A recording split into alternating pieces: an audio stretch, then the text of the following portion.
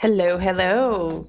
Welcome back to Let's Get Oral. Today I'm excited to bring on Dr. Jill Sirko, who has made her way in oral systemic health. And I first discovered her very recently on a trip to Boston, where she had been working with Forsyth for many years. And so I'm excited to have her tell us her journey, but also to give us some insight into her new project. So please welcome Dr. Jill Sirko. Hi. Hello. Thanks, Camille. It's really good to be here, and I really appreciate the invitation. I am Jill Sirko, the CEO of Kayavora Health and a co-founder of it. I co-founded it with my very dear friend and colleague, Megan Pugach Gordon. And yeah, I'm really excited to talk with you guys today. Excellent. And I not to ignore the other co-host in the room, Jonathan is also here. So I'm so happy to see you. It's been a minute. Howdy, howdy. And I also look forward to being able to see you soon, Camille, at the Yeah. upcoming RDH. And Jill, it's a pleasure to meet you. I'm really looking forward to this conversation. Well, okay, so now that we're here together, I also have to like loop in Marcelo. I noticed that Marcelo is involved with your latest project, so I can't wait to kind of talk through how that evolved. But I was just able to hang out with him briefly and get the back end of his story. But I'm just thrilled that you guys are all working together. He's one of my favorite people out there doing some incredible research. But how did you get involved in oral health? What is your PhD in? And like, how did you segue? Because it's such a Yeah. niche. Yeah.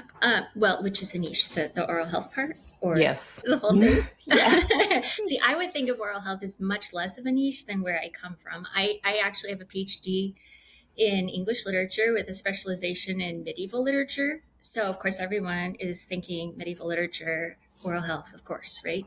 Obviously. I mean, it's an obvious segue, right?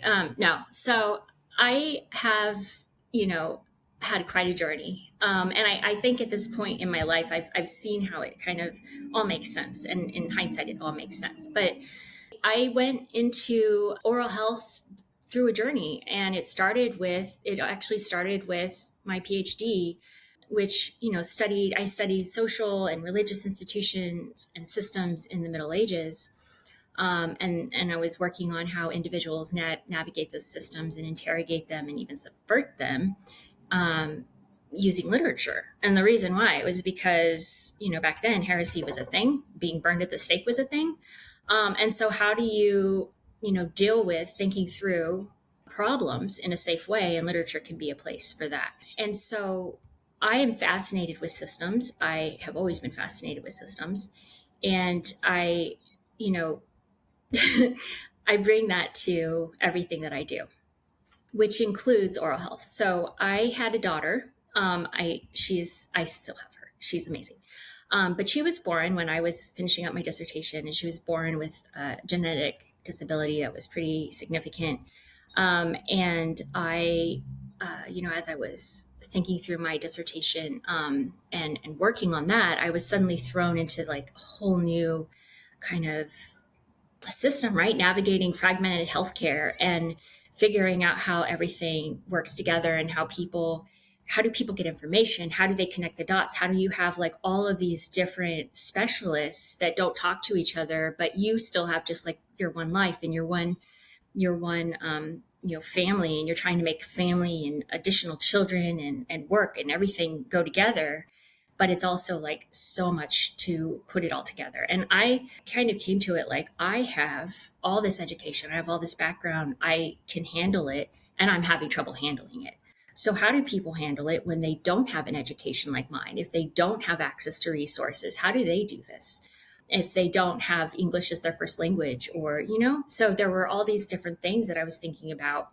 And I wanted to use my skills to fix it instead of writing, a paper that four people read and everybody discusses, at one conference, one single time in one single, moment in time. How do I address these bigger problems? And so I shifted completely to healthcare advocacy and thinking about how my skills could get put into those spaces. I've had a series of jobs in different, ways, always doing pretty much the same thing, connecting dots and thinking through systems innovation and how we bring together providers and patients and information and education and really support people in whole health outcomes. Most recently, I did that at ADA Forsyth. I was focusing, and ADA Forsyth is an oral health research institute based in Cambridge, well, now in Somerville, but in Massachusetts. And yeah, there I focused on strategic initiatives and communications and thinking about how like really cool oral health science can have a real world impact. That's a pretty wild evolution of education to oral health. Yeah. So I would say my only comment there is really that Forsyth would still, I think, identify as the Boston side because they are from BU. Before they went to Cambridge, I did a brief aspect of my postdoc there. And when did you start exactly? I started working there in 2021.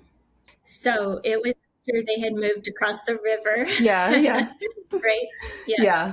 Yeah. Yeah, I was there right after the move, but it's a beautiful facility. I'm sad that they're now having to move again, but I hear the new facility is also beautiful. The new facility, I think they would say, is an upgrade to Good. previous facilities. I think the historical significance of the first facility, of course, it's a beautiful building, and so much of Forsyth as an institute and the care they gave to children is part of the historical structure, right? In terms of like what it looks like. I mean, I think it's such an amazing place and wonderful for Boston history to have that be part of it.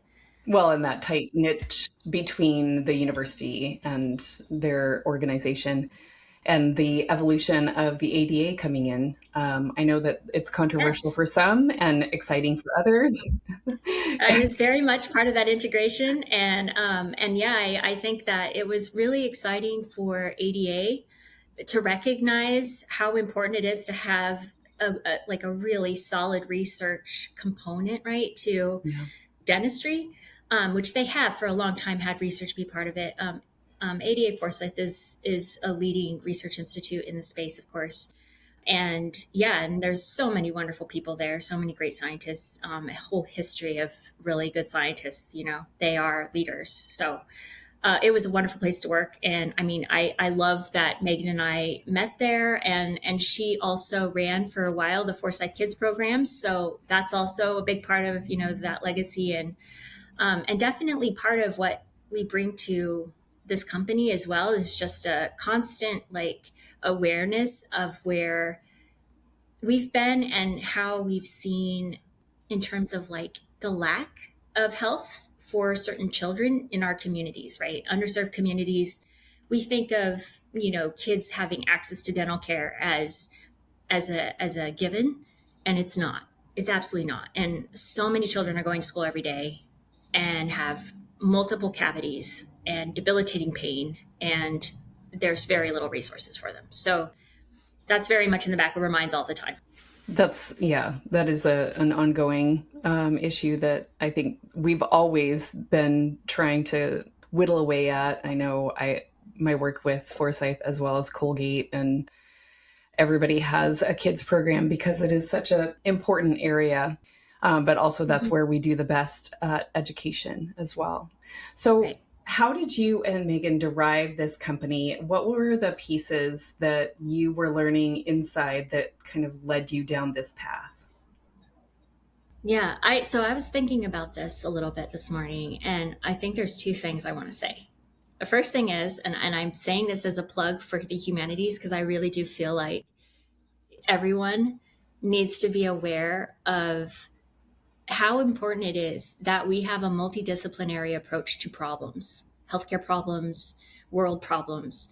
Our backgrounds and our different ways of seeing the world are so important for, being really creative about how we find solutions for these problems. And so I very much bring my background with language into everything I do, and it's annoying, but also like I think it's a thing that makes our project different. And so the first thing I will say is that when I first started at Forsyth and I was thinking about strategic communications, and I was running into this problem of dentistry is not sexy. It's not sexy. It's actually repulsive. Most people don't want to talk about it. Going to the dentist is never fun. It's painful. It's uncomfortable. We try to avoid it. A lot of people put it off. It's like if you have a lot of things to do, oh, shoot, I have to cancel my dentist appointment this week. Oh, darn. Right? I mean, and some of us have sensitivity. Some of us have fear. There's a lot of things. So that's one thing. Dentistry is not sexy. Second, when we talk about dentistry, we talk about smiles way too much. It's a cosmetic industry in this country. We are thinking about teeth whitening. We are thinking about straight teeth. We are thinking about pretty smiles. We are thinking about our appearances.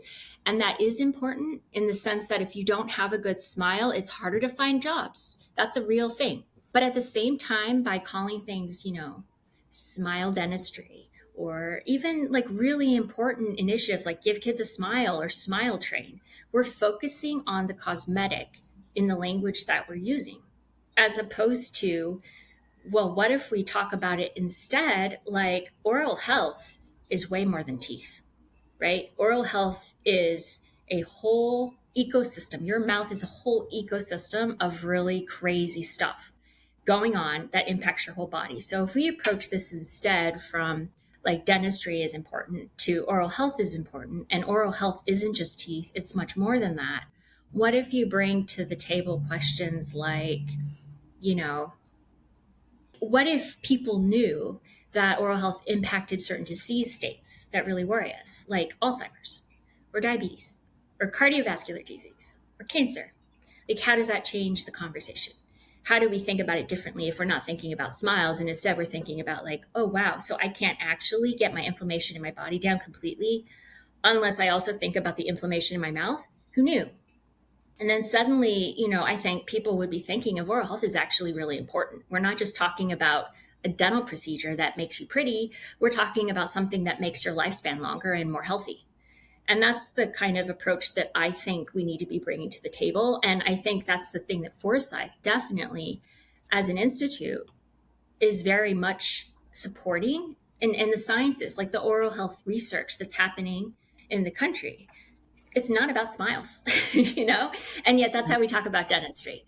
So I think that my approach and then thinking through this company is very much coming to that conclusion of like, we have to make a huge change in how we talk about oral health and healthcare in general, how we fund it, how we support its importance in our children's healthcare and also in education around hygiene for children from the start, in what we make part of their like mandated, like everyone should have a toothbrush. There shouldn't be families sharing a single toothbrush in the middle of nowhere in the United States in 2026. Hello, you know what I mean? So yeah. I think that all of these things are in our minds. And then at the same time, while I was there, I was very much involved in helping run Dentech, which is an oral health innovation forum that brought in really cool companies doing really cool science and really cool other, and the whole purpose of that conference was to accelerate the incorporation of innovation into practice. And all of the conversations, bringing in industry leaders and academics and researchers and innovators and entrepreneurs and all these different people and investors into a single room to focus on this problem. How do we get this stuff into the hands of people who could use them, right? And how do we make healthcare? How do we change healthcare? How do we improve insurance coverage and make it more accessible to people in lower economic communities, right? And there's all these questions, and there's days of conversations, wonderful conversations. And I saw year after year after year that we're not making headway fast enough. And I am not a patient person. Like, people who know me will tell you this. It's one of my things I'm working on. But I was like, this is taking way too long and I don't have patience for this. And so I think rather than just sitting here and talking about this more and being kind of on the sidelines, reporting the conversations that people are talking about, right? Why don't I do something about it? And at the same time, while we were working on these problems, like like just thinking through them, right? Different companies were also approaching Megan, who was running Foresight Kids, and saying, hey, how can we use our products in the community? How would you be willing to pilot different things? So we wrote a couple grants. We were working on some of that, thinking through the public health applications of different products and different companies, solutions for public health issues, right? So like things like accessibility to care. And we had all these ideas. We had so many ideas. And finally, one day we were talking. We were sitting on a plane, actually, talking. And I was like, Megan, why don't we just do it? Like, we have a wonderful idea. Why don't we just do it? And here we are. It's been like a year and a half since that conversation. So what is the goal of the company? I'm going to tell you a story, because I think that this is something that people need to recognize, especially people in the field. And I know that that's probably the majority of people listening to this are people in the field. When I was transitioning into healthcare from medieval literature, I obviously needed to do some work to train myself and educate myself in certain things. So one of the things I did was I did a fellowship at UNC, and it was a leadership education and neurodevelopmental disabilities training. And we had this multidisciplinary course that was designed to demonstrate the importance of teamwork across the disciplines in healthcare. And I think it's a really important way of thinking about it. So like I said before, when I started this conversation, I think we need all the disciplines because we all bring different perspectives to the table. And I learned that in this course. And one of the most important things that really sticks in my mind from that entire year, we had practitioner after practitioner coming in and talking about their particular field and its importance for health. And one of those conversations was with a dentist. And I distinctly remember looking at the syllabus and being like, why is there a dentist coming to this? Like, because I'm thinking teeth. You go get your teeth cleaned and it's about a pretty smile. Why is there a dentist coming to talk to us? And he told us this really powerful story about a boy who couldn't talk. He had really significant disabilities and he couldn't talk, and he was very sick. And they were all looking at him. And finally, they had a dentist come and look in his mouth. And he had an infected tooth, and it was causing the infection in his body. I don't remember the details because I was not thinking about this at all back then. But I was like, what in the world? Your teeth can have an infection that causes your whole body to be infected? Like, it was such an eye-opener. And from that moment on, I had a completely different view of oral health. I had, at that time, I was 32. I had a PhD. I had 2 kids. I grew up in the United States. I'm not like completely, I was in healthcare, and every single person in that room was in healthcare. So like, even medical providers don't necessarily know that. That wasn't the first place they looked. So what I want to say in saying that is, coming to this problem, you can't just say what Kayavora is without explaining the context. And the context is people don't know how important this is.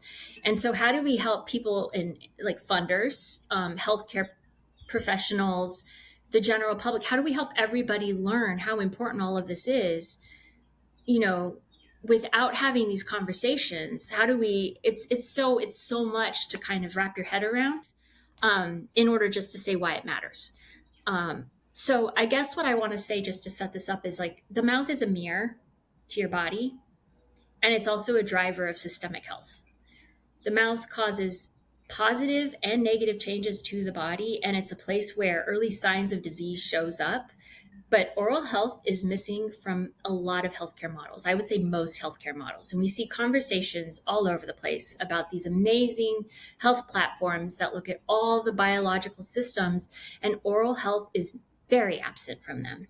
Very, very absent from them. So I think Kayavora, on one hand, is created to bring awareness to the importance of oral health for all healthcare conversations. And we should be bringing that to people's awareness all the time, whenever we have a chance. And then secondly, there's no infrastructure to translate what we learn about from our mouth, what we learn about our health from our mouth. There's no infrastructure to translate that into, personalized health action. So if you do see things in your mouth, what does it mean and what do you do about it? Those are two things that we can't ignore. So what I would say is the Kayavora Health is an assessment-driven platform that uses oral health as an entry point to diagnostics, products, personalized wellness and care. And we're starting with women's health, which might come as a surprise, but I think that these are two spaces right now that need a lot of attention. Women's health is starting to get a little more attention, and this is an amazing opportunity to bring awareness of just how much happens in the mouth that can give you more information about what's happening in your body. So it's a way of talking about that, I guess. I love it. You're obviously preaching to the choir over here. I'm sure.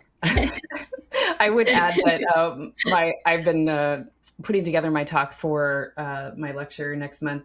I would say that one of the things that I'm going to be hounding on is the fact that your oral health, any inflammation in your mouth is going to predispose you to worse outcomes holistically.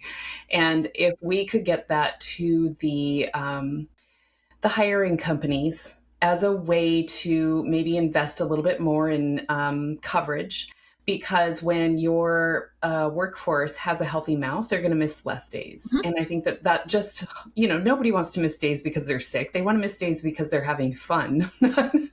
And it costs a lot for everybody to be down. And so I think that is a huge opportunity for an entry point in getting more excitement around funding opportunities, maybe just because everybody would be winning in that regard. In any case, I'm excited at all the levers that are possible within this spectrum that you're bringing to the table, and I can't wait to see how you develop all of them. You and maybe you can speak a little bit to that, but also I wanted to hear about, you have written recently on microbial dark matter, and I want you to kind of dive into that, speaking on language and how we talk about these things. Give us a little window. So I just want to say, like, you are a microbiologist, correct? Yes. We both are. My training. Oh my goodness. So I am not a microbiologist, like, just have to be clear about that. But what I do think is again, the, how cool is science? You know what I mean? And how cool is science that even a nerdy medievalist thinks it's cool? So I had the wonderful opportunity to work with Bat Billy Bohr and Shusong He at Forsyth. They're both microbiologists, very, very talented microbiologists, oral microbiologists. Yeah. And one of the great things, for those of you who don't know, of course, is that the mouth is a really good place to study microbiology. There's a lot of microbes in your mouth. And so that's why a lot of microbiologists are studying at Forsyth, and why it has such a strong microbiology department. And it has for many decades. So we were looking at how do we bring some of that cool science into like practical like application. How do we make it clear to dentists that the research that's happening, even basic research, like how does basic research potentially have an impact on practice in dentistry later, clinical applications in dentistry? And it's not obvious. Like, so you're studying a tiny microbe in the mouth, like what does that matter? So I think that if you are a microbiologist and you're in the weeds, it's really hard to think like, what does a dentist care about?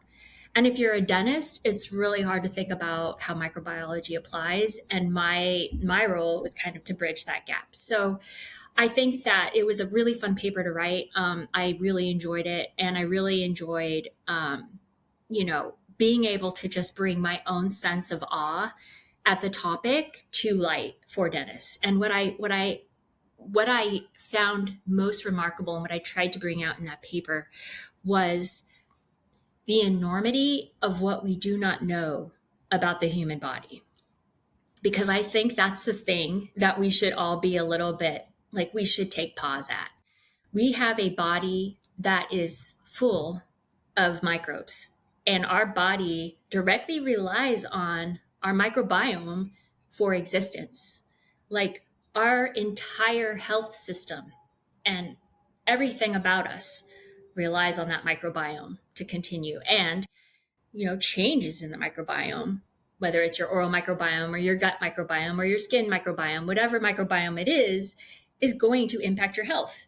And that is only recently, in the last 20 years probably, but really just in the last 5 to 10 years, I would say, become prominent in our health discussions. And there's a lot of information now that's being made available about the gut microbiome. And the oral microbiome, of course, is the second largest microbiome in the body. So I think that, it's going to be very soon that the oral microbiome is something that we're all talking about. And especially as we're having these kinds of conversations and they become part of like popular culture and thinking about, how we address our health, knowing and understanding how a tiny parasite bacterium hanging out with some other bacteria can influence inflammation in our body. Like, we should just be like, what? And just like think about that, and like how much research needs to be done still. But like, what we do know is that we can help our body be healthier by supporting a healthy oral microbiome. We do know that much. And we do know what the bad bugs are in our mouth and what the good bugs are in our mouth. And we can help feed the good bugs in order to support a healthy balance of microbes in our mouth, which can address inflammation in our entire body. But going back to the paper itself, dark matter, right? We talk about that in terms of space and things in space that we don't understand, things about the universe we don't understand. We hypothesize that things are a certain way based on the reactions and effects of them, but not necessarily understanding them. And Song, he at Forsyth, he was able to culture, what we call microbial dark matter. It was a bacterium called Saccharibacteria, TM7 at the time. I know it's undergone like multiple name changes, which Bot was complaining about at a recent dinner I was at with him. He was just like, oh my gosh, it's so frustrating because when I write papers, I have to write all these other names it used to have and now it doesn't. So I don't actually know what it's currently called. But Saccharibacteria is an unusual bacteria because it requires a bacteria host to live on in order to survive. And it turns out that 25% of bacterial diversity is made up by these bacteria that we cannot culture. That's crazy. So even more crazy is that they did a study that showed that this little tiny, barely known, I think he cultured it in 2014. So that was like 12 years ago. It's not that long ago. It actually has an impact on inflammation. It has an Sorry, impact. I'm going to stop you there. What kind of impact? No, well, that's your job as a microbiologist to explain. I think that, this is something that I like to hit on a lot, and that is that inflammation in the gums can become food for some of the bacteria. And so what we see during ecology shifts are outgrowth of different bacteria. And we like to call them pathogens because some of their metabolic shifts end up causing damage. And so we think of them as bad. But in practice, if we think about what their actual job is, like Porphyromonas gingivalis, because I like to bring up this famous dude that we all talk about, it's basically metabolically shifting in high inflammatory moments to soak up all that extra inflammation. And that sounds pretty great, actually. But the problem is that when there's too much for too long, it just becomes a cyclic problem. Like it's a feeding forward action. But TM7, what it seems that they found was that it does grow out during those disease ecological phenomenons. But what it's doing is it's trying to control inflammation. And so we've been thinking of it as maybe this bad guy, but because it requires co-culturing and some tricky finessing, it's harder to get a read on what is happening in those kind of ecological moments. And anyway, so what we're finding is that it's really a good guy. And that it could potentially, after many decades of studying, but hopefully not so long, become a therapeutic.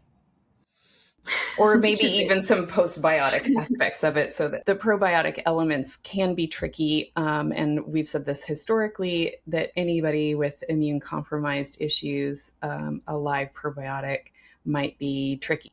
And so doing over-the-counter applications, it's I think a postbiotic for these opportunities is much more exciting just because we can more broadly apply it, hopefully. Yeah. Those are That's just an interesting perspective. We need to talk more. I've decided that. Yeah, we should. Yeah, we could do like a monthly touch point. I would love that. Okay, sounds great. I love playing science, everyone. I know. Okay.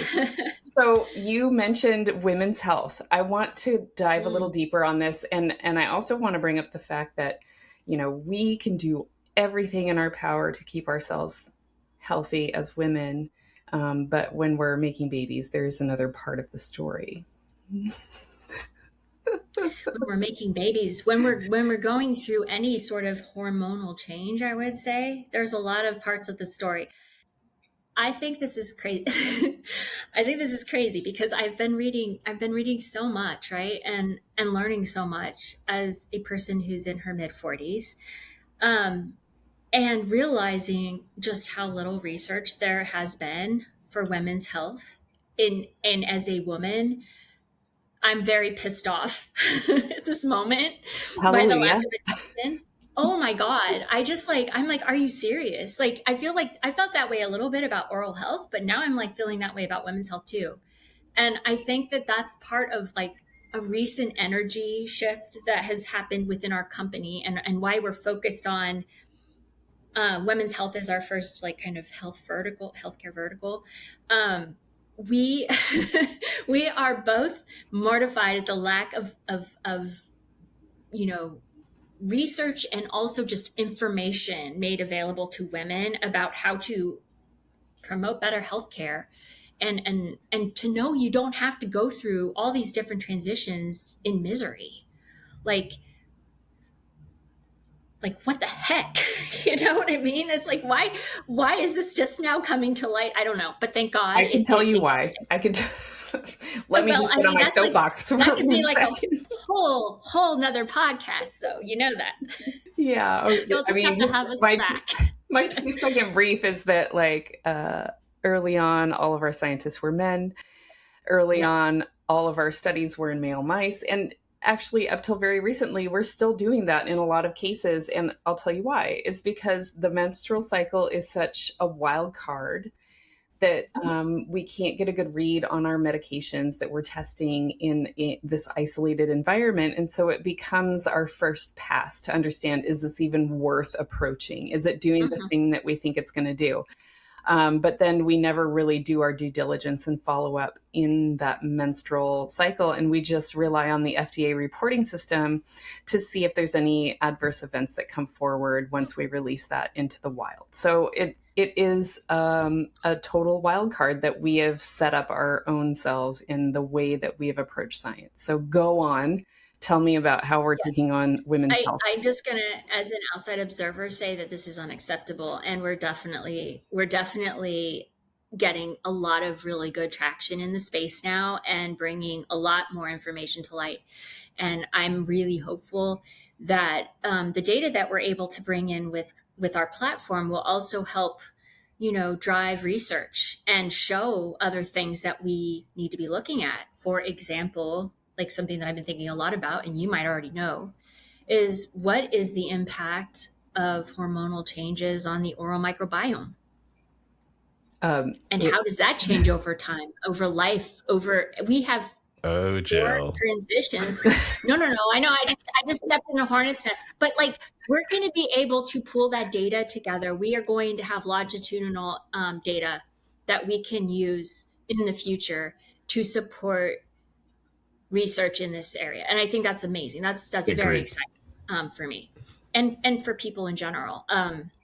Yeah, I think the other thing that I think a lot about is that there's all these different attempts to monitor hormonal changes over time through other forms, like taking your temperature. We've all, if you've had children, probably been exposed to making sure your temperature shifts are monitored as you're trying to conceive. I mean, that's a thing that people know about. But we have a mouth that is very accessible, and it is another way that we can get diagnostic information. And so, how do we bring that into, the discussion? How do we talk about like diagnostics? Imagine monitoring your hormones, your inflammation, your biomarkers through a saliva sample, and being able to combine that information with personalized recommendations for personalized health, right? Healthcare. So, I mean, there's a lot of opportunities, and I think that's something that we want to draw attention to, and just get a lot of people understanding like we don't need these very expensive wearables. We can use them, but they're just one.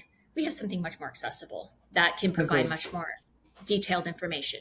And then that said, once you have that information, how do we all partner together with healthcare organizations that are doing clinical care in this space? How do we get that information to them? They're the ones working directly with women who are, there's a lot of different hormonal, related diseases and pain that they go through, right? And how do we just provide more information? Women should not have to suffer so much because they have female bodies. And it's just like, it's like given in the United States, oh, well, you're a woman. So of course you're like, but don't talk about it because it's inconveniencing everyone else. So yeah, it's really truly ridiculous. We are 51% of the population. So I mean, again, preaching to the choir, I'm all in.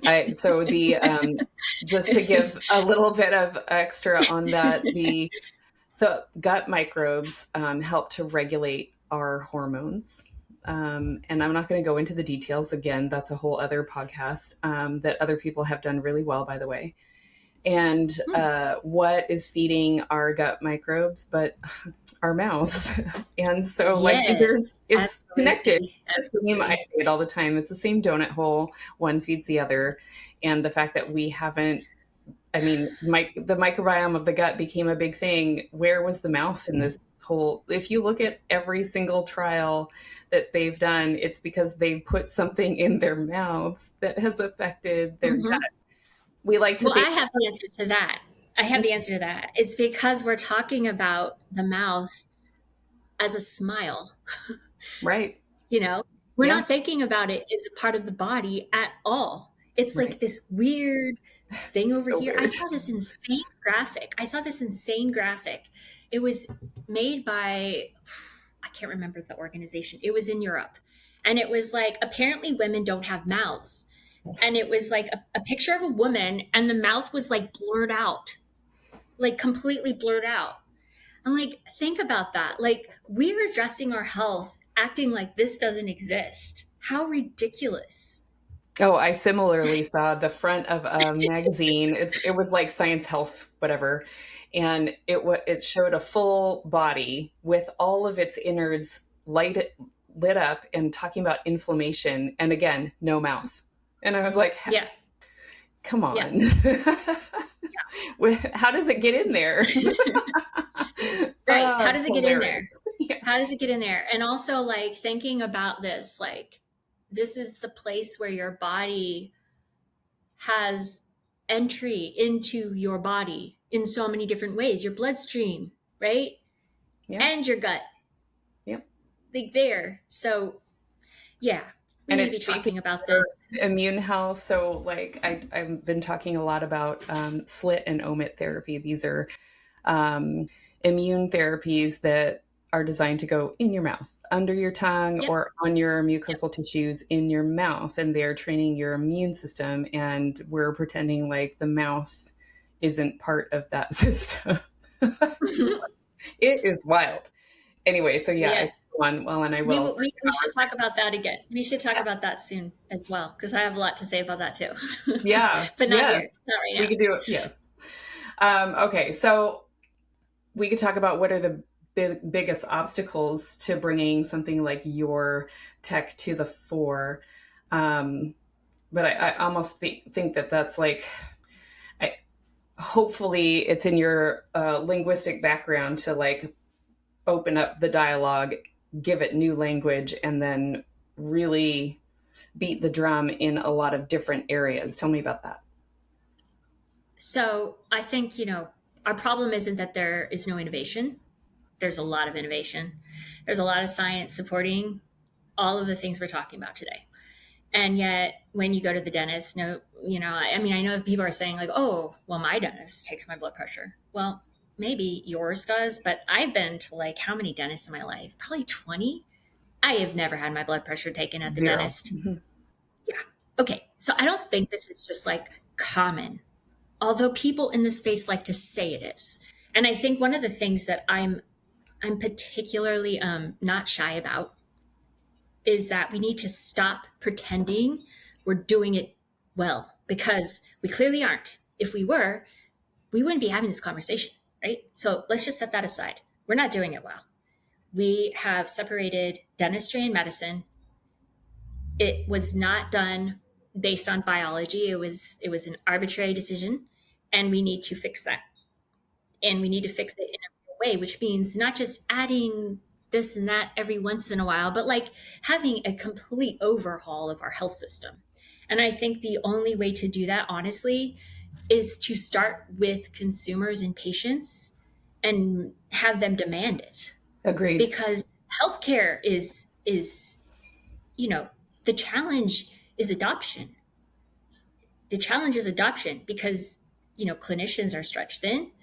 Workflows are already created. Agreed. It's about producing revenue. And those are all real things. They are huge systems and infrastructure that would take, ridiculous amounts of work to change. So I think like when we think about how do we change something that's been set in stone for, a century and a half plus, it's got to be a revolution of sorts, right? And it's not going to happen in offices. So our platform is going to launch direct to consumer first for that reason.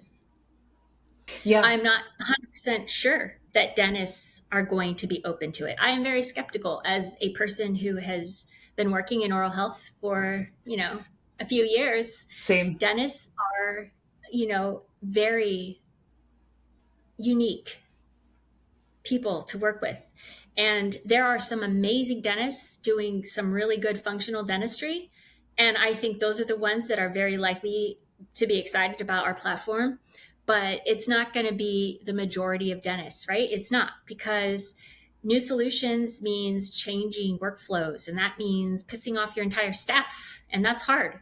So, and then additionally, dentists don't have an infrastructure that connects them to medicine, and medicine doesn't have one that connects them to dentistry. There's some exceptions to that, like FQHCs, where there's more medical dental integration. There's lots of conversations about how do we make that happen, right? We need technology that makes it happen, makes it possible right now. I mean, I go to a dentist that promotes themselves as being state of the art, cutting edge, innovative. Oral systemic health is important. And when they are talking to me about things, they write it out on a piece of paper and hand it to me.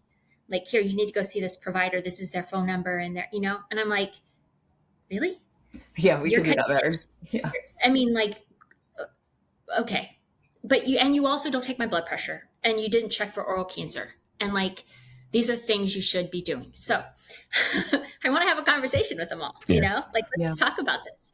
And then they'll say, oh, well, how do we get insurance to pay for all these things? You can't just work for free. Well, I mean, if we have some data that shows how, Marcelo, you talked about Marcelo, he was telling us a story, this amazing story about how he's been taking blood pressure, for his appointments. And he saved probably 5 different people's lives in the past year by like showing them that their blood pressure was way too high and they needed to be on medication. They would never have known. They could have had a heart attack in between visits if he didn't do that. And it's such a simple thing. Or even because of the visit. Right. Right, exactly. Right. Which is such a liability. And I think, I know that some regulations have changed around screening for oral cancer that have pushed more providers into that space. So I do think regulations come into play here as an opportunity, but they are hard to change. And there is not a lot of incentive to do so. Well, I agree with that, Camille. And I'd be curious to hear Jill's response to this follow-up question with your unique insights and perspectives when it comes to systems. Do you think AI plays an integral role with building out that infrastructure between traditional healthcare and dentistry / oral care? Yes. I mean, the first thing that I think of when it comes to infrastructures is decision makers are still part of this, right? Of course. And decision makers are the ones that are giving a thumbs up or down for changes. And so, one thing that I think AI is really great at is looking at huge amounts of data and highlighting things that people can see as like reasons for changing. I'm really hopeful that our platform is definitely, it has an AI learning component. It's going to be learning from the data that it's collecting. And I think we're going to get a lot of data supporting the importance of oral systemic health that we can use as incentives for change. How much money can you save the healthcare system in the United States if you do this preventive care starting in childhood? How many billions of dollars are we spending right now because we don't take care of oral health from the start? And an entire lifespan is set up for poor health because we are not talking about this in children. There are some people talking about it, but it's those people who have access already, right? It's people who can afford to take their kids to the dentist when they're a year old. And I know like having, certain things done in I don't know how it is with you guys in fluoride, but like there's just a lot of things to think about. There's a lot of things to think about, and having good research to support it is going to be very important.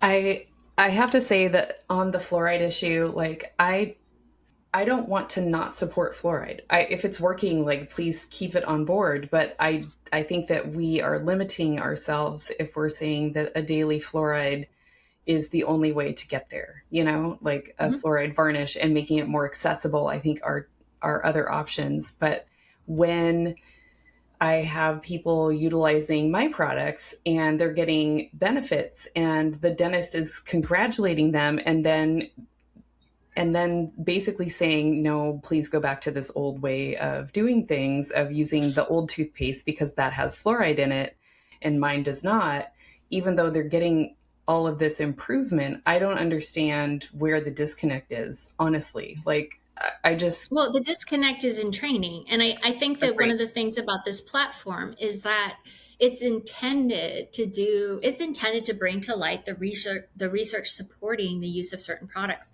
why it works, how it works, the clinical results of it, so that dentists who are very busy can just look at that information and be like, oh my gosh. And here's a selection of products that are not just commonly used, that you don't know about, that you don't have relationships with, brands and, different, we all know how this works. One of the things I've been recently talking to people who are dentists who talk about their education and what's taught in dental school. There's so little education around products, even though they're going to spend a lifetime being asked, well, what product do I use to address XYZ? Right? But they're supposed to come out of school and find time to do research themselves. That's crazy. So part of our approach is to be able to give them like the how to in a box where they just open it up and use it and have good results. And that includes products like yours. Your product is a wonderful example.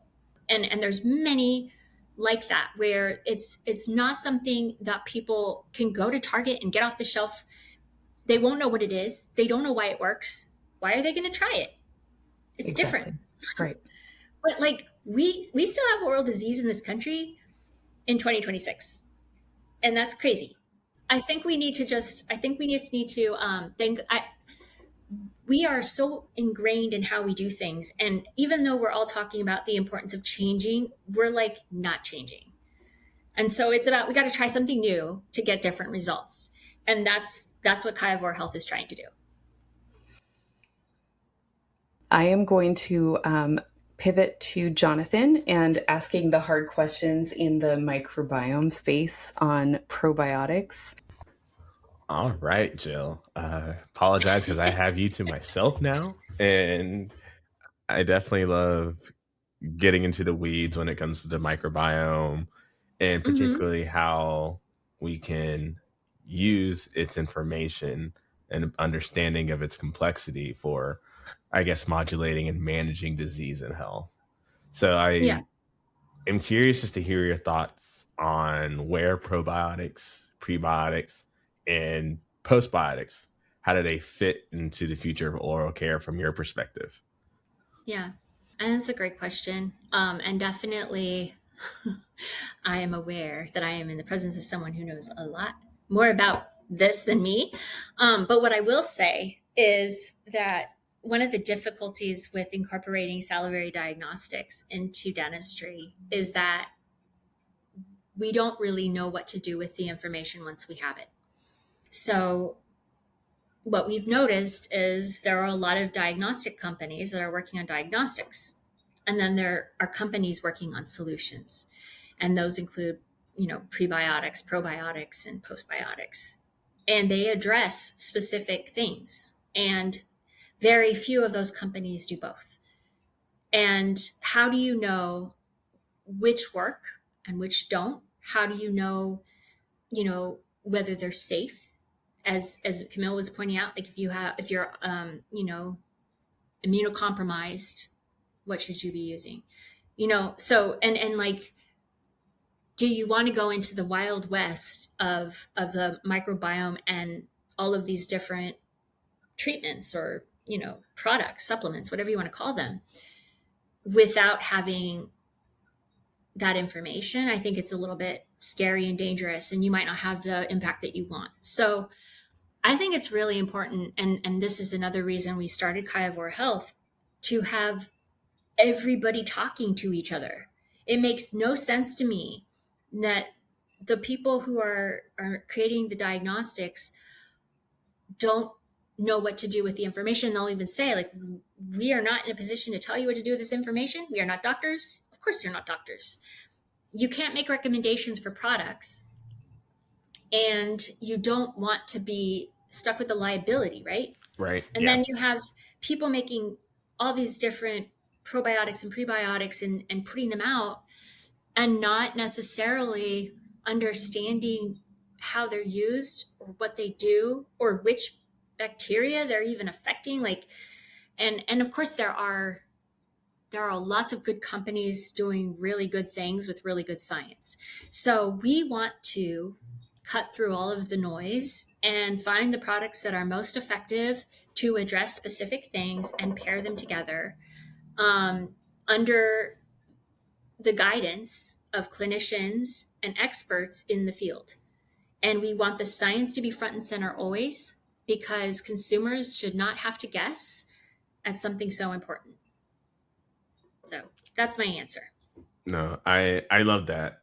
As someone who's definitely like an enthusiast and advocate of like building a world where personalized care, medicine, and whatnot is truly realized, these are the types of efforts that I think are really going to make that happen for us. Yeah.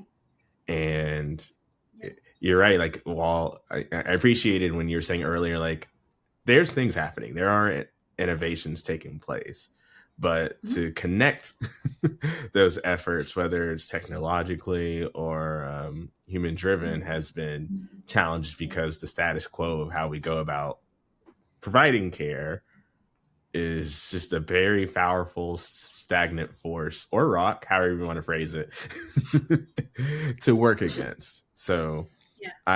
I'm really looking forward to seeing how you and the partnerships you will continue to build, and the spaces and niches you'll be able to build into will help kind of go against that grain accordingly. Yeah. I think that there's certain themes that I've been thinking a lot about as we're building this company, and realizing that it has to be different, right? In Yes. order to be making a good change for the world, which is really, like, I feel like a responsibility as much as anything else. And everyone coming to the table has such a wealth of knowledge and expertise. And the difference between Kayavora Health and other companies, and why I think we will be successful in the end, is that we are not relying on our own expertise alone.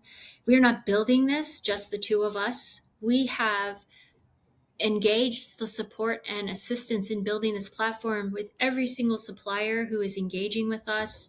And we are bringing in teams of people in the salivary space, in salivary diagnostic space, in clinical space, in the innovative space, like all of the different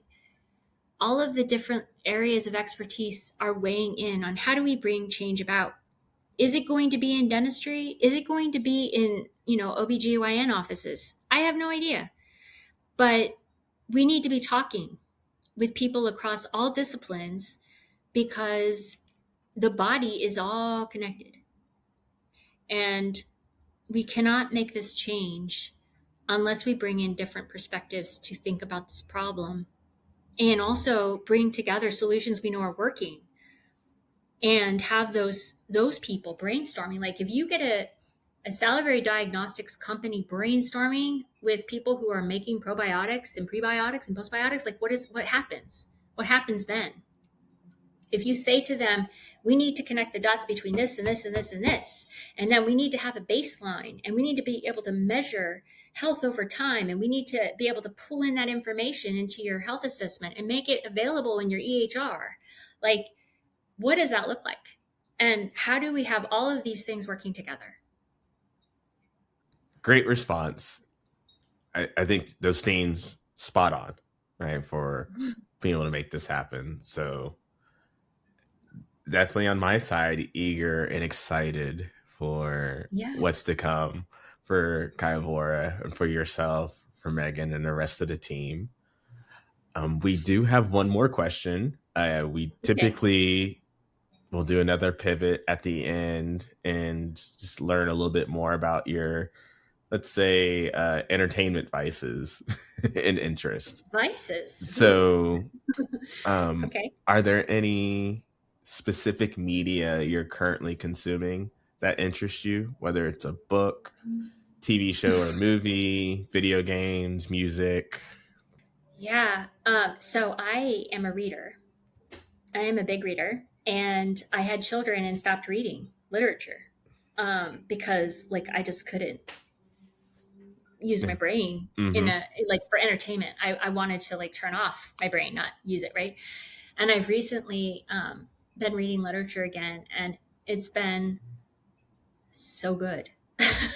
So good. And I've been likewise trying to convince my 11-year-old why it's important to read literature in an age where reading is very challenging, right? Like, we have challenges as adults because we have so many things coming at us. I looked at this post this morning on LinkedIn, and it was like, your routine is this: you're looking at your 6x7 or 6.7 whatever device, and then you're looking at your 15-inch device, and then Yep. you're looking at your 55-inch device, and then at that time you're back and looking at your 6-inch device. And it's like, yeah, we're looking at devices all day. So reading words and thinking about words and getting through sentences for my 11-year-old, it's like, are you kidding me, Mom?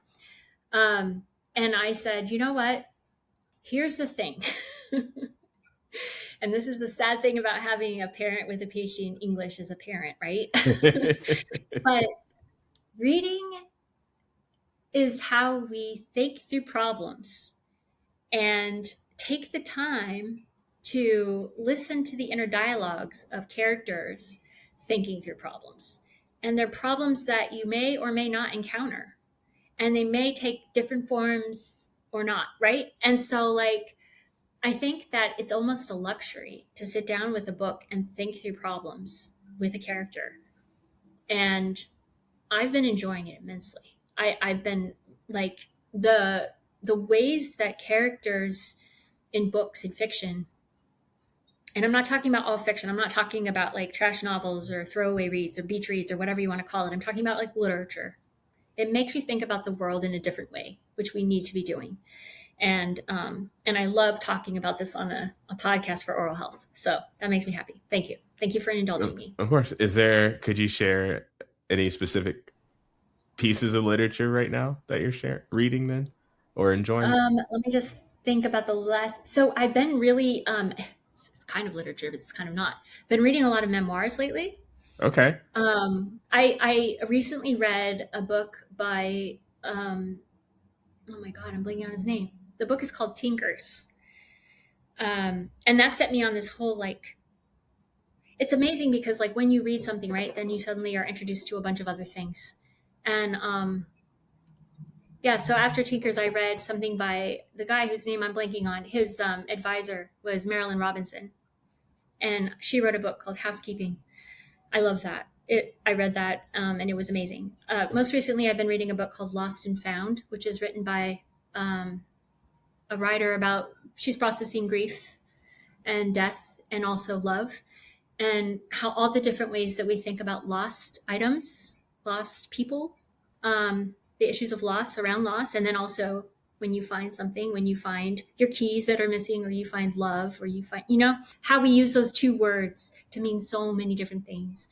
I have been really enjoying that book. It's been like so good. And I know her name for being, in this, I have like such a bad ability to recall names, but I think this is partially the byproduct of being in a screen-driven society. Yeah, exactly. So she is called, her name is Catherine Schultz. Catherine Schultz. Okay. Yeah. And she,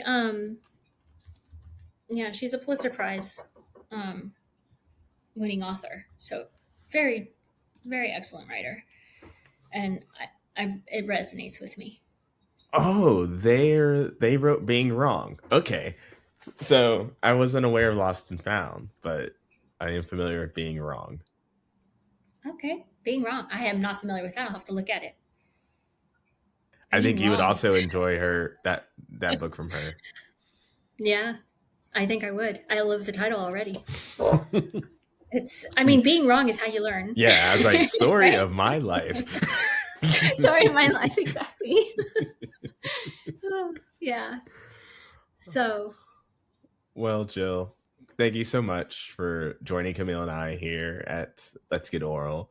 We really appreciated being able to chat with you, learn more about you, your life story. It's fascinating. I really love speaking with people who have, dare I say, unconventional paths and journeys that still intersect with oral care particularly. And we're really excited to see what's to come for you and all your ventures. Thank you so much. I had such a great time talking with both of you. And I really appreciate this opportunity. So thank you. Let's get oral.